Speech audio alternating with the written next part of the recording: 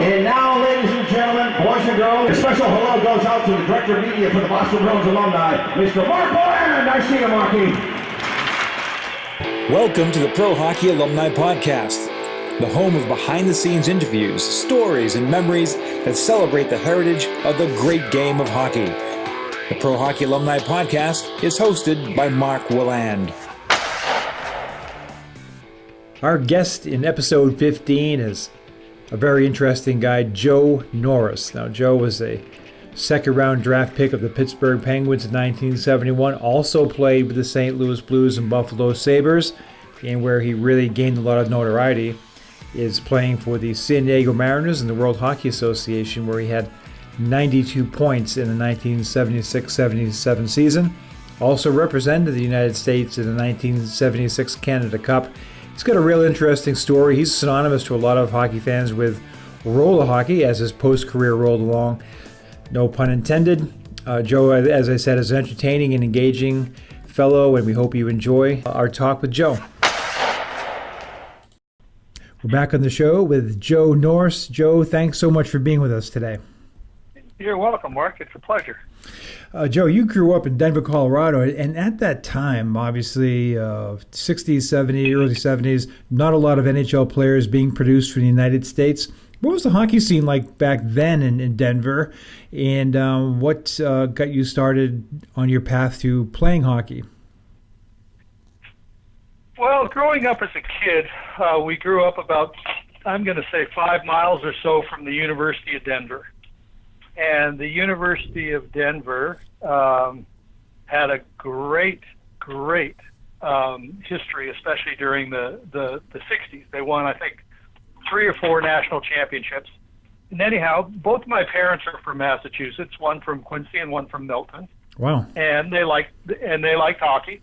And so we would go to some of their games. And, you know, back in those days, I, like most kids, played multiple different sports, whatever season they were.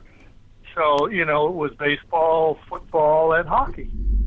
And lo and behold, I just fell in love with the game of hockey and think it's the greatest game. I still do today. I still play. I think it's wonderful.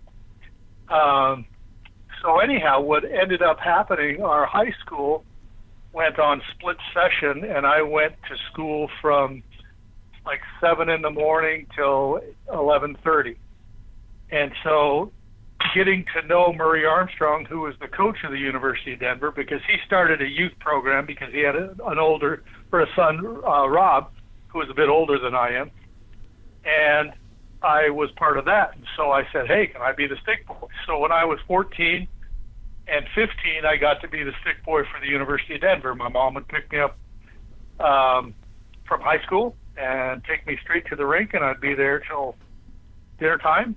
And I kind of broke it down into 4 different seasons for me of the hockey season, or of my time as a stick boy. Mm-hmm.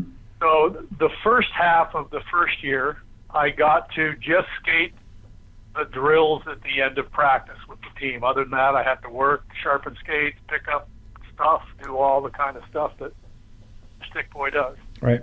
The second half of that first year, I got to do some of the drills, whether it be like 2-on-1s or a couple of those.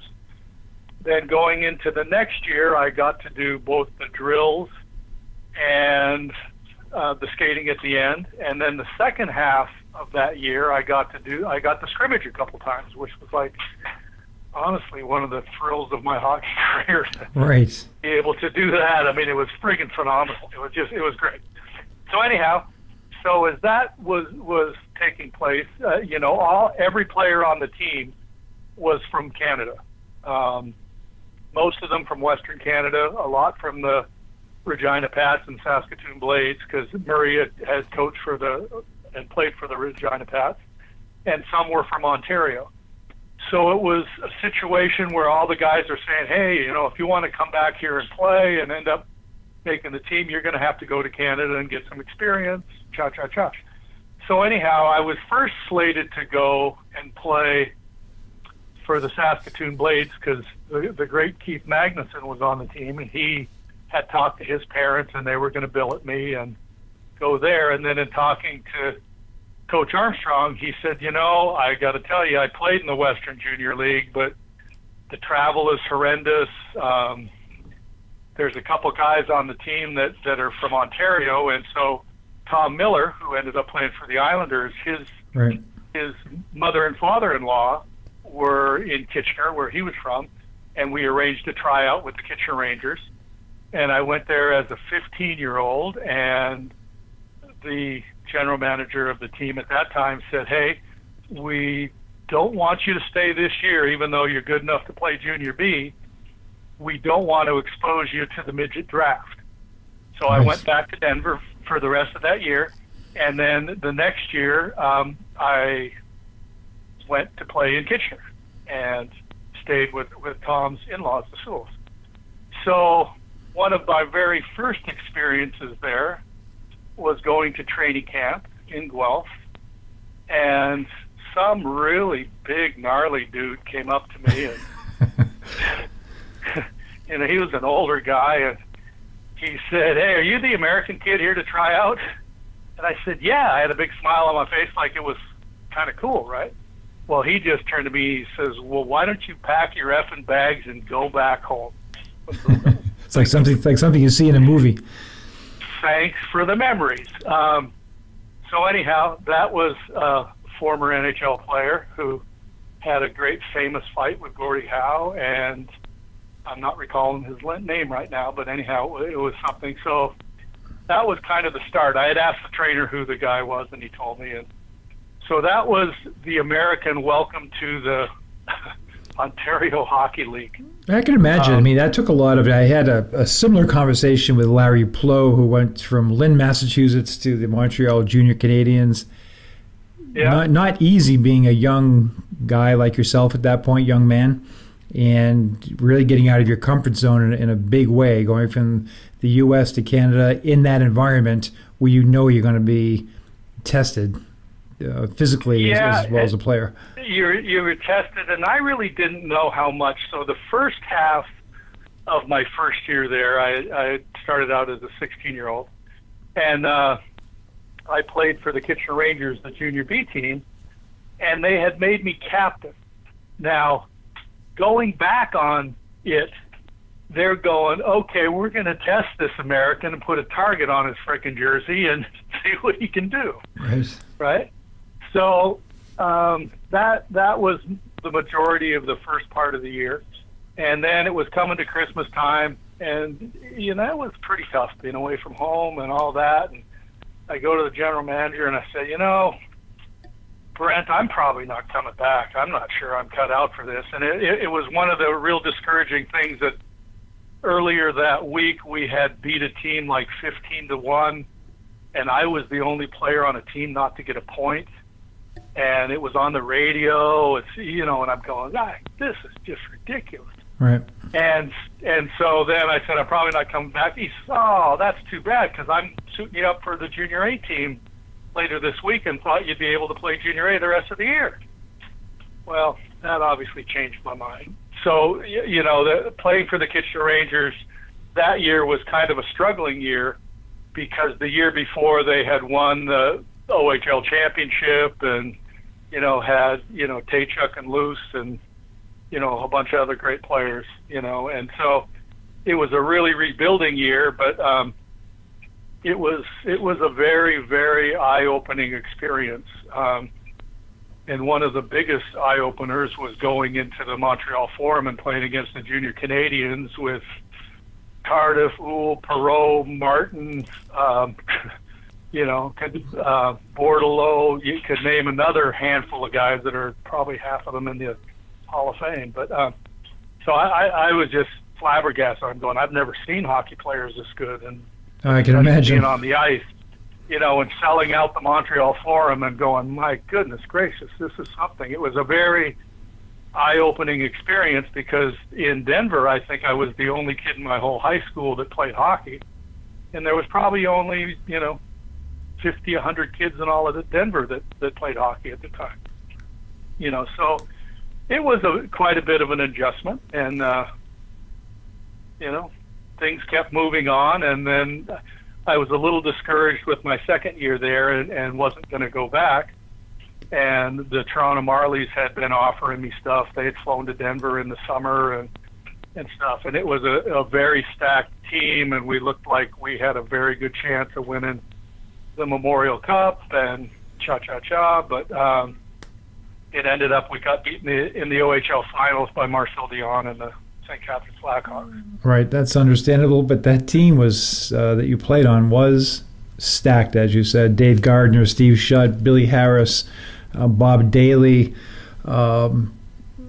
Now, I read Steve Vickers, who was Rookie of the Year in the NHL, George Ferguson, Steve Durbano. I think there was close to 10 first-round draft choices off that team. So just the practices alone would have enhanced your skill level playing against future NHL All-Stars, number one draft picks and Hall of Famers as well. Go ahead. It was quite an experience, although it kind of, I think, hampered my career a bit, in that what happens is going there, and we ended up going to the playoffs, and we had not only Steve Durbano got suspended, a couple guys got hurt, and I'd played the point on the power play, so I ended up playing defense throughout the playoffs, and unfortunately got drafted as a defenseman and spent my first 3 years of pro bouncing around as a defenseman. Yeah, you talk about fate and things like that happen. I was always curious about how that kind of transpired for you, going from a successful high-scoring forward in junior, all of a sudden getting slated to defense. And actually, I think you were drafted by the Penguins as a defenseman. But as you noted, you felt that hampered your progress as a forward. Very much so, and I felt that really my best and most natural position was as a centerman, which it seemed I always would get bounced around from not playing center. Absolutely. Which was kind of weird, and I don't know if part of that was, testing the American or, I think back then especially it was like, we don't need an American to be skilled. We need an American to prove that he's tough enough to play with Canadians. Right. And that was a bit of an interesting approach to life. Yeah, it was. It seems people, young kids have a hard time identifying with that, but that was certainly the culture at the time. Nonetheless, you get drafted high by the Pittsburgh Penguins, and you make that roster. I was curious, looking back, 71-72, I think your coach was Red Kelly that year. Yeah. Hockey Hall of Famer. And I wanted to ask you about one of the most famous hockey players of all time, who's famous not only for being a Hockey Hall of Famer and also his business, which everybody recognizes, is Tim Horton. What was your impression of Tim Horton? Well, Tim and I got along very well. He was a wonderful man. He was he was very kind to me. As the difference in our age.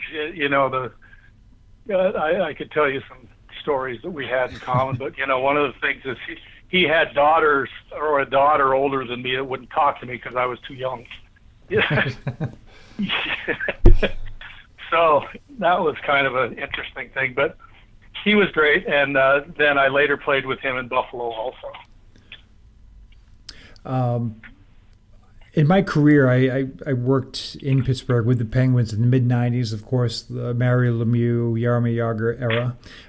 When you played, it was a little different environment. Hockey was still in its early stages as far as the NHL was in Pittsburgh. Tell me a little bit about that first year. Do you remember the experience? Do you remember your first game and your first goal that year? Well, yes, I do, very vividly, because they were very, very interesting things, both of them. My very first game, we played against the Philadelphia Flyers in Pittsburgh as the home opener. I forget which period it was, but a rookie for the Flyers named Pierre Plante scored a goal, and I happened to be sitting on the bench next to Brian Watson, who was just a notorious tough guy and just an instigator and everything you could ever talk about. So we're sitting on the bench, and Pierre Plante scores a goal. Bugsy looks at me and he says, "There is no effing way a rookie is going to score a goal in his first game against my team in my building and get away with it." At that time, everybody was going back to center ice for the face-off. The referee was getting the puck to give to Pierre. Bugsy jumps over the boards, skates full speed into the face-off circle, cross-checks Pierre Plante in the face. Both benches empty, and there's a massive brawl going on. That's the first game. Pierre was out for the first half of the year because of that. He broke his jaw, and, you know. Really? I didn't know that. So the next night or 2 nights later, we played in Buffalo, and I scored my first goal. It was kind of a fluky goal, but it went in, and I kind of got that out of the way in the second game, so I didn't have to pay the price that Pierre did. Right. That year, and I have a tape of it somewhere. You did play at a home game against the Boston Bruins. I was just curious, playing against Bobby Orr.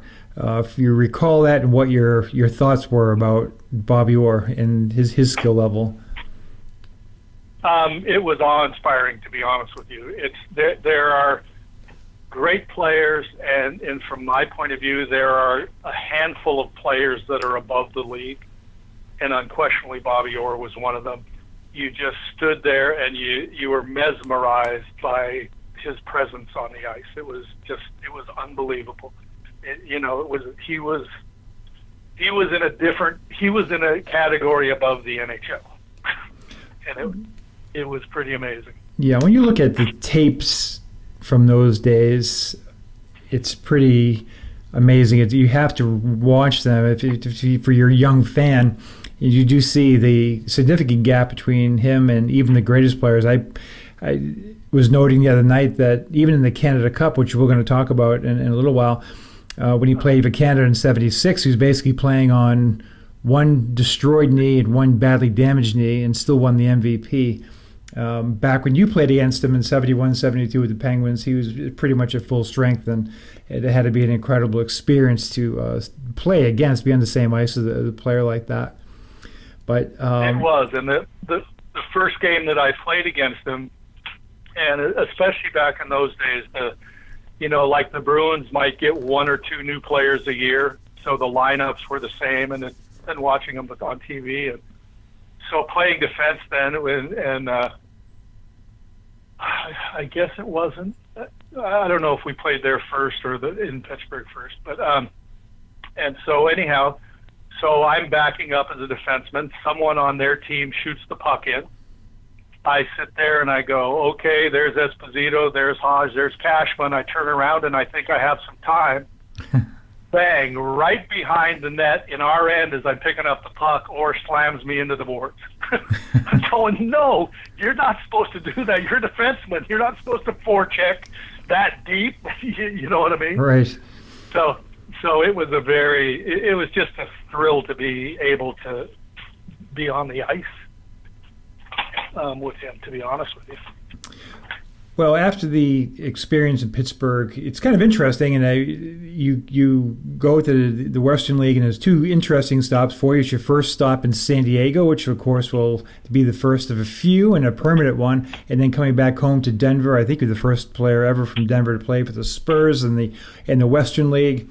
End up with the Sabres briefly, and talk to me a little bit about that experience now when you end up, and I think it's 74, 75, you end up in Syracuse, the American Hockey League. What are your memories of that year? Because now you're in kind of a key point of your career at that point. Things can go, you spend some time with the Blues, spend some time in the Sabres organization. And so at 74, 75, what's your thought process at that point? I'm assuming you get a chance to return to your natural position at center. Well, that was it. But leading up to that, it was kind of an intriguing little journey. Is that Red Kelly was really, really hard on young players. He was, and two that he seemed to pick on the most, so to speak, would be Rennie Robert and myself.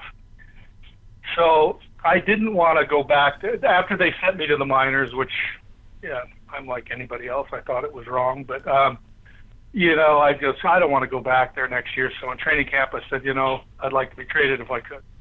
So they sent me to the San Diego Gulls to be traded. I get traded to the St. Louis Blues, and at that time you could only protect 16 players.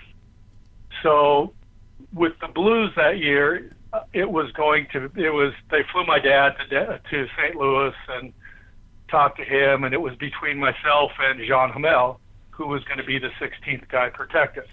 Well, anyhow, they protected Jean Hamel, and then I was picked up in the interleague draft by the Buffalo Sabres, and was there, had a great training camp. We started the season, and we didn't win a game in training camp, like 10 games. We didn't win the first 3 games of the year. Joe Crozier, the coach, came in and said, geez, guys, they went to the finals the year before. He said, literally speaking, we only have 2 new players who I think are really going to strengthen our team, but I'm going to go back to the lineup that I used last year. They went back and went on like a 6 or 7 game winning streak, and both Rick Dudley and I were those 2 players. And so things never really worked out for me there in Buffalo after that. And so I was still owned by Buffalo, and I asked Punch Imlach, I said, Punch, please, just send me somewhere that I can play center. I don't care where it is. Just, I can't deal with this anymore, because it was a critical time, and I was just really frustrated. I was young. I had a lot of, my legs were good then. And so they sent me to Syracuse, and what had taken place was Joe Crozier, who was the coach in Buffalo, had drafted me for Calgary in the World Hockey Association, right? Which I didn't want to go. But then there was ties with the coach of the San Diego Mariners to the Syracuse Blazers. And anyhow, one thing got to another, and I said, hey, if you can trade and get my rights in San Diego, I'm there. So what happened is that happened. I got traded to San Diego and went and joined the Mariners in the WHA and played as a centerman, started to have some real good success, and then the team folded and ended up going to Birmingham, where I had a major knee injury and operation. A very unique contract at the time, which was that I became a free agent at the end of the year with no compensation. The only thing that Birmingham could do was match any offer I got. Right. Well, I wanted to just play the rest of the year. I was fit to play, and the coach and owner of the team they came to me in the hospital and said, hey, sign another year. And then I said, no, let's just honor what we have. They came to me before I was ready to play my first game. Hey, sign another year. I said, come on, guys, let's just honor what we have. Because they wanted to get that's when they were going through that era of signing underage juniors, right, and good players, and then selling us to the NHL. And so anyhow, consequently, I didn't play much anymore, and they turned that into the gooniest team in hockey, and I decided not to go back, and there was a minor league team in San Diego that I joined, and thought that was going to be a way to go off into the sunset for years, and then that team folded after a year. So. Right. Yeah. I just wanted to swing back to the San Diego experiences. You now find yourself on the WHA San Diego Mariners, 75-76, kind of your breakout year, the first time that you had a chance to really, play a full shift, to play at your position. 28 goals, 40 assists, 68 points. Talk to me a little bit about that team, because they were going through the financial struggles all year, you guys did. Despite that, team played well, really strong down the middle with yourself, Ray Aduno, Andre Lacroix. What was that first year of World Hockey Association action like, and what was the caliber of play in the league compared to what you'd seen in the NHL? Well, from my perspective, I thought the caliber of play was really good. Now, I don't think it was. I think most of the good teams in the WHA were, I'm going to say, maybe middle of the pack teams of the NHL.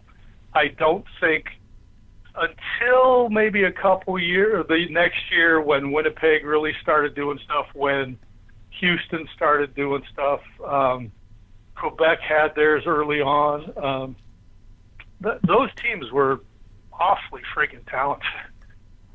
And we weren't far off with the Mariners. We had, the last year of the Mariners, we had a really, really strong, good team. We took the Winnipeg Jets to 7 games, and they ended up winning it. And some people saying that, that was one of the best teams assembled in pro hockey.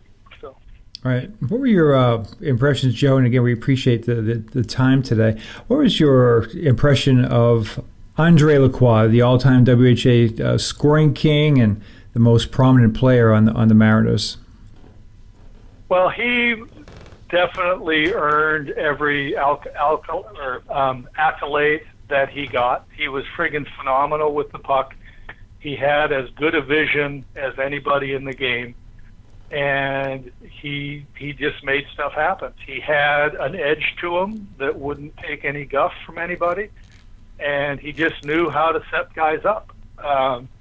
It was really an amazing thing, and as time moved on, I think it was my second year, he and I started killing penalties together, and it was absolutely the most enjoyable time I had on the ice, because he and I were puck possession guys. We would weave in and out and do stuff. I think we had the best goals against record in the league and the second best goals for, killing penalties. So, that was something to me that was just, a thrill playing with him, because he was one of those guys that he absolutely said, do not call my name out there if you want the puck. I know where you are. Now, that is adverse to every other player that plays almost. You know what I mean? Right. So he had that much awareness of everybody that was on the rink and where they were. And consequently, we did things out there that were just, it was truly the most enjoyable thing. Years later, I talked to him, and we had a reunion here, and I said, Andy, that was like the funnest thing for me in all of hockey. He says, Joe, it was for me too.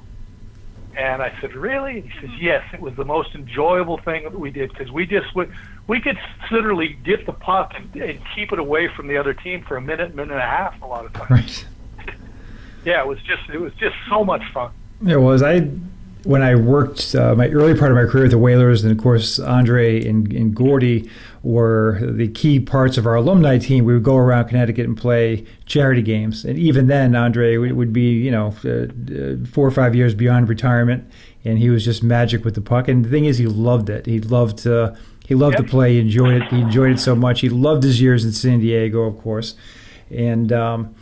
The Mariners team, you get purchased by Ray Kroc of McDonald's going into the 76-77 season. You have a tremendous year, 92 points, 35 goals, but unfortunately the team runs out of money, or actually doesn't run out of money. Ray Kroc loses interest, and the Mariners go under. But that team, I always get the sense that was a pretty close-knit team, because you didn't know from day to day through the years of the franchise whether you're going to get paid or not. And guys like Paul Schmier could have bailed out at any point, but you seem to have a close-knit group there in San Diego. We did. It was a very close team. It was kind of one of those teams that you look at in all of sports and you go, we're not in a market that gets any publicity, because we're number one West Coast, number two we're San Diego, a small market. It's not a hockey market. And we all just enjoyed the quality of player and the competitive nature that all players had, and the camaraderie that we had. It was a pretty cool thing. You mentioned earlier that obviously you ended up signing with the Birmingham Bulls. And that team was notorious from the beginning of the season, right around Thanksgiving, adding Steve Durbano to the lineup with Dave Hansen, Gilles Bad News Bilodeau, Frank Beaton. Had to be quite a unique experience playing on a team that was so pugilistic, for lack of a better term. Well, for me, it was kind of disgusting, but there were things that did that. As I started out that year having a great year, I think I was 5th in the league in scoring, and then I got hit from behind and tore up my knee. And I came back to San Diego for the first 2 weeks while I was in a cast. And like you said, I went back after 2 weeks. The whole lineup had changed, and they created the gooniest team known to mankind, known to pro hockey at the time. And it was really, it really kind of disgusted me to a certain extent. None of the individual players in any way, shape, or form disgusted me, but when you start put that many guys together on a team, and then you start having the coach, tell them what they got to do to start the game, and we'd have brawls in the first 2 minutes, and it just it was really. It really changed the entire WHA at that point. WHA was going when the Bulls traded Tim Sheehy and Vaclav Nedomansky, two skill guys, of course, to Detroit, and brought in the tougher players. But then other teams had to match that. So the Stingers would bring in Willie Trogonitz and Bruce Gregg, and then I think the league took a step back during that time period. It's interesting, your perspective, having been out. And I remember, I believe your first game that year, or one of your first games that year, was in Hartford with the Whalers, and you did. I reached over the glass as a kid, and you did sign your autograph on the back of my program, as a matter of fact. I remember you wearing your turtleneck. One thing, and again, we won't take too much more of your time, Joe. I wanted to go back to something I forgot that was a very important part of your career, and that's playing for Team USA in the 1976 Canada Cup. You're playing against the top players in the world. Team USA, lightly regarded going in, but acquitted itself very well. Can you talk a little bit about the experience playing for Team USA? Well, it was a great experience because, obviously it was, who were considered to be the best U.S.-born players playing against, at that time, Russia was Russia. Now Russia is, 5 countries that go to the Olympics or something, You know what I mean? The same as Czechoslovakia. So then you had Sweden, Finland, Canada, the U.S., and it was just the most elite players out there. And we were able to show the hockey world that we belonged as Americans. And, we didn't necessarily, I think we ended up 5th in the tournament, but, we tied the Czechs 4-2 against the Russians, 4-2 against Canada in the Montreal Forum with 1 empty net goal. So it was finally what had been said in some of the papers, that it was the best U.S. team ever assembled at that time, or up until that time. And, obviously then the 80 Olympics came and we were not remembered anymore. Right. Well, it was kind of a big deal, being an American kid and seeing that team come together with some local guys, Freddie Ahern, and from the Whalers, you had Alan Hanksleben and Cap Rader and Gordy Roberts, and it was a big thing back in those days. And of course, you're playing against great teams. The '76 Team Canada team was probably the best team ever assembled, or at least one or two of them. You guys battled them very well as well. When you had mentioned earlier, you concluded your career in San Diego in the Pacific Hockey League, and your team was every player on your roster. Because I had this discussion with Jerry Rollins. Pretty much every player in your roster had played in the major leagues. And unfortunately, just in general, it had to be a fun year, despite the fact that it was a startup league with a lot of financial insecurity. Yeah, it was great. I enjoyed it. It was kind of, for me, it's like, as I said earlier, I was pretty disgusted with the the turn of events in Birmingham with how goony they went. You know, I'm not opposed to tough hockey and tough teams and stuff like that, but the Birmingham, they took it to another level. Yes. You know, I mean, I believe that we set the all-time quote unquote major league record for penalty minutes that the Flyers had held, and we broke that record with 25 games to go in the season. Right. Well, it's funny because when I worked with the Whalers, a lot of their old WHA files and films were brought along. And so one day in the summertime, I went back and I dug up some old films, and it's all films that were sent to the league. It's Birmingham for suspension purposes, so the league could review it. And you know, a lot of Steve Durbano, to be sure. One guy who played in that team, and I work now with the Boston Bruins alumni, and you know, one of our players, of course, is Kenny Lensman, who you played with, and he was just 18 years old at that time, and but you stayed in contact with Kenny because you share a common passion, I believe, in surfing.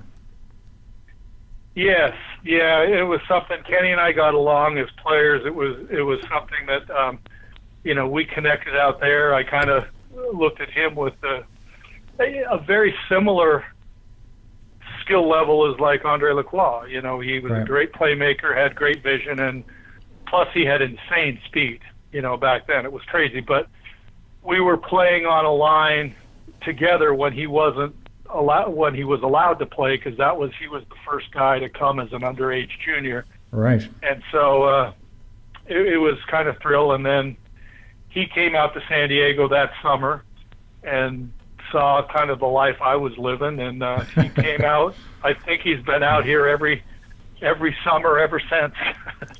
We've gone on massive trips to Mexico, Costa Rica, Indonesia, you know, all over, you know, surfing all over. So he was just out here for my son's wedding a month or so ago. One other player I wanted to ask you about in that Birmingham team, who ended up becoming a two-time Norris Trophy winner and a Hall of Famer, is Rod Langway. When you first saw him as a rookie player with Birmingham Bulls, did you anticipate he'd turn into that type of player? No. I believed he was going to be a really good player, but he came into the league with a tremendous amount of confidence. He was a big, strong, physical guy. A little awkward, I would say then, but what happened then is, and it was kind of telling, and please don't get me wrong, he's way tougher than I ever hoped to be. Right. But he got in a fight that year and got freaking, you know, I mean, I think it was his first pro fight, and he just got hammered, and it kind of put him in a shell, and I think they sent him to the minors for a while after that. Yes. But obviously he rebounded and you know, I mean, a phenomenal career. But if you notice, he didn't fight much in his career. He played tough as hell, but you know, I think it was Serge Bernier or something for Quebec, maybe, that was who he fought. I don't remember exactly. Joe, as your career wound down, and I associate you so much with the sport of roller hockey and inline skating. Talk a little bit about that. I mean, is that something that I know there was a real boom around the United States in the 90s for both of those categories, but tell me a little bit about your involvement in that aspect of hockey. Well, when they started the RHI, which was the professional league, one of the founders of that league was the great Dennis Murphy, who also founded the WHA. Right. And what Dennis did is quite often he would go to the cities that would open up, and he would you know, get in contact with the ex-players that, you know, he was familiar with, and he got in contact with me and made me president of the team. And at that time he had sold his interest in the league and became the major partner of which was called the San Diego Barracudas. And so I worked hand in hand with him for 2 years. But what happened the first year was kind of short notice, and I had never played inline hockey. And lo and behold, I was kind of fascinated by the game and the skill level of it. And then I said, but, once this season is over, I've got to try playing this game and see what I really think of it. Right. And I did play it, and I thought it was just a wonderful game. I thought for the majority of players out there that didn't want to go, at some point, once you get into checking ice hockey, it's just not right for everybody. Right. And it doesn't mean, and there's a lot of guys that I played with in Canada that you could see just once the real physical part of the game started, it just wasn't for them. Absolutely. And I'm going, geez, the rules of roller hockey are just so conducive to just people playing the game, because not everyone's going to make a living at it, Right. And so I thought it was terrific. I was really disappointed that at that time the NHL didn't embrace it more, and I'm sure there were business things as the two leagues tried to do stuff. But it was a shame, because a lot of players, especially in California that I'm aware of, started out playing roller and then moved into ice and ended up having pro careers. Right. So it's something that it's a great game. And if you look at the rules of roller hockey, say in the mid to late 90s when that league was going, and then you look at the rules in the NHL today, a lot of the rules from roller hockey have been adopted to the pro ice hockey. Right. And you wonder about timing too. I was, as I mentioned before, was in the Penguins organization at the time, and one of the things that I had to do was help promote the Pittsburgh Phantoms of the RHI, and it was a good product. I mean, it was off seasons, of course. I think we had Brian Trottier there and Jay Caulfield, and it was a good product. And you wonder if, again, you wonder about timing and execution and everything of that nature. But I like the RHI, and at this point, Joe, you own a roller rink in San Diego, I believe. Do you want to talk a little bit about that? Yeah, it's been a little bit of quite a bit of an enjoyable experience. A lot now. It's losing a little bit of flavor now because the whole roller hockey world is not picking up in the U.S. It's sort of on a little bit of a downslide. I think certain markets are better, but it's picking up tremendously in Europe. There's literally pro leagues in, I think, Spain, Italy, France. Now when I say pro leagues, it's not big money pro leagues, but right. there's guys from Southern California that are going over to these countries and playing, and getting paid to play.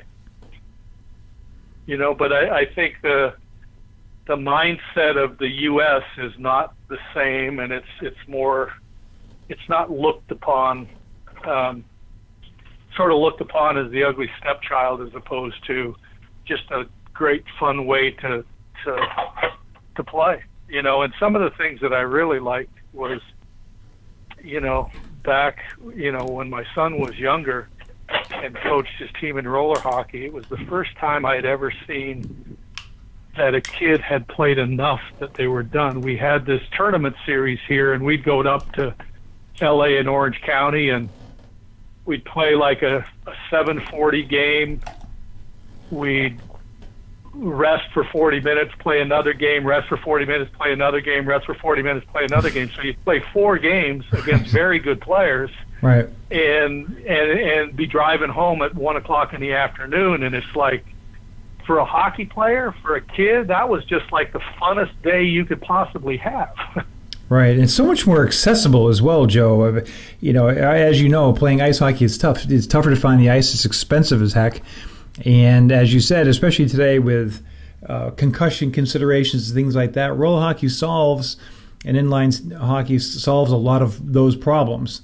Easier to play, it sure does. And it's safer to play, and it's much less expensive, and it's accessible to those who may not have the economic ability to devote to ice hockey. So without a doubt. And, I was fortunate enough to coach Team USA in the World Championships and the World Games. And one of the times we played the Czechs are really into the inline hockey, and we played a semifinal game against the Czech national team that had 3 current NHL players. Wow. Two players from the KHL, and we beat them with not a guy on our team that had ever gotten as high as the American Hockey League. Amazing. It is, and the skill level of the top inline hockey is unbelievable. And part of it's because the guys don't have to worry about getting hit, and part of it because there's a little bit more room with the 4-on-4 instead. But right. I'm telling you, the skill level is really something. And a number of the guys, the one kid that I coached here that plays for Pittsburgh now, Chad Ruilu, he would play both ice and roller, with us. And right. to me, the combination of the both for a kid developing is just absolutely fantastic. You gain so many different things by playing both. You should, yeah, absolutely. It's somewhat related, but I was talking with Rick Middleton recently, and he was talking about he played more street hockey and ball hockey than he did ice hockey growing up, developing his hands. Well, and look at his hands. Right, absolutely. You know what I mean? It's like, and it was something that coaching youth in ice hockey, yes, it's fun, but it's you teach them different things because of the game, and so many of the parents that I coached their kids, went on to do well, but they're kind of questioning me. It's like, why do you work so much on stick handling? Why do you work so much on skating? Why do why don't you teach them all these things you learned as a pro? And right. I'm going, it's fundamentals. And that, with all the puck handling you can do in inline hockey, just helps to translate into your ice hockey game, because in ice hockey it's, come on, get it over the blue line, get it over the red line, get it into the other end, so right. you always have those poor kids that are just so jittery with their hands because they're afraid to do anything because they're just told, get rid of it. Right. Well, Joe, we really appreciate you went a little overtime with us today, which we appreciate tremendously. This was something I had looked forward to for quite some time, and I appreciate the time, and we look forward to staying in touch with you as things go forward and keeping track of your roller hockey efforts. And again, thanks so much for spending the time with us today. You're welcome. I appreciate it. And you named a bunch of my buddies back there on the East Coast that I haven't seen from Team USA, like Freddie Ahern and Alan Hanks-Laban. Played with both of them, so give a hi to them if you see them for me. I sure will. I'll be seeing Freddie in a couple weeks, and I'll be sure to pass that along. Thank you very much. Thanks, Joe. Have a wonderful one. Take care. Bye-bye. Bye-bye. Thanks for listening to the Pro Hockey Alumni Podcast. Be sure to visit us at prohockeyalumni.org.